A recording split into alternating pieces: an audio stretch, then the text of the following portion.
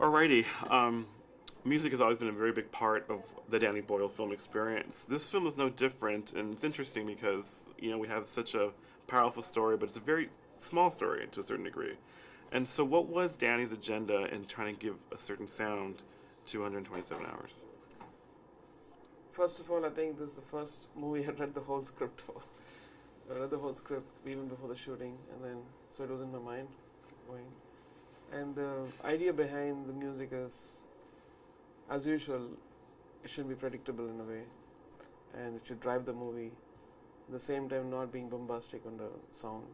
So we made it all fell into place. I think it was more guitars in it, and at the same time having a kind of futuristic underlaid textures, which kind of give you the little. That's it. And then all the other things, the lullaby and the Dido song came about when I was working. In between, I just felt that I was doing some other track with her, and then I felt her voice would be perfect in this. And then we composed.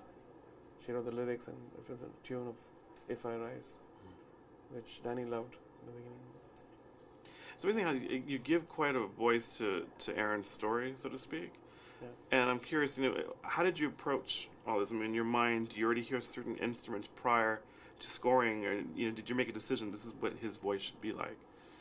Well, he's a very, very American, very self-confident, and very positive thinking man, as a character, and so the music had to do that, in a way, and there's no question of self-pity or anything in that, and that was a great, I took a cue from that and started working on it.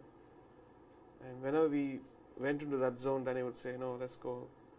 So we did have fun working those 3-4 weeks. 3 or 4 weeks.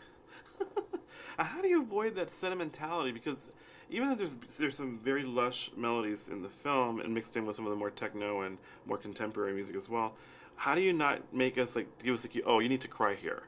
You need to laugh here, because sometimes I think that's the biggest mistake we see sometimes in movies that are based on real events. It's that cheap sentimentality, but the movie completely sidesteps that altogether.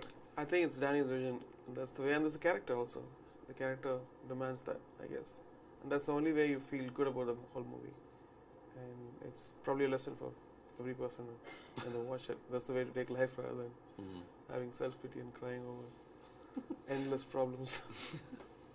Now, obviously, the beauty of the film, I think, is that we're not just sitting there waiting for the big moment.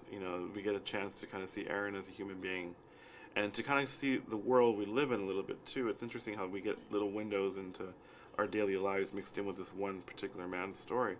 But that sequence is very powerful, and there is a great source of music in that sequence. Sound plays a big part in that sequence.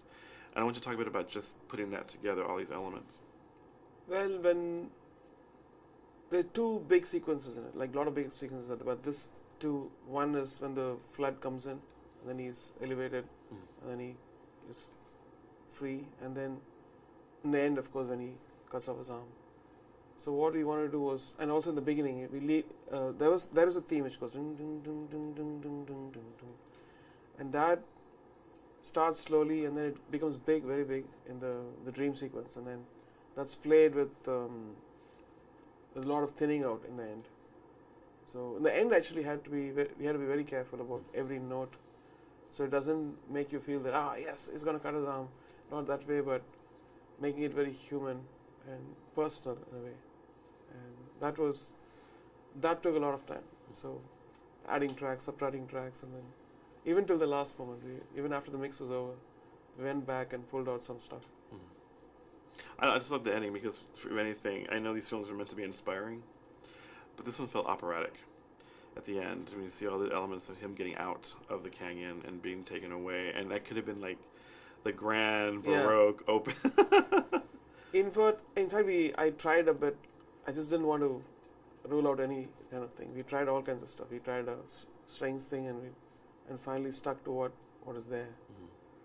Now, as your career evolves, sir, you've done quite a variety of films and stage, obviously, and I'm curious, how does this film represent a certain challenge? Do you feel like you've reached a certain creative peak?